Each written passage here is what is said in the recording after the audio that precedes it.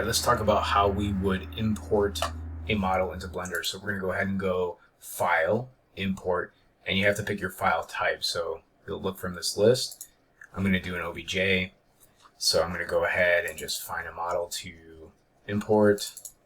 How about something I've done some photogrammetry on, and I'll just grab this model here, import it, and we can see that is how easy it is to import. Export works the same way, except for you're going to choose export.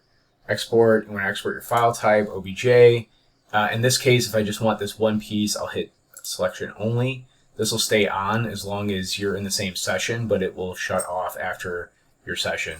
And you would just name your OBJ and then hit export wavefront. And that's how you import and export out of Blender.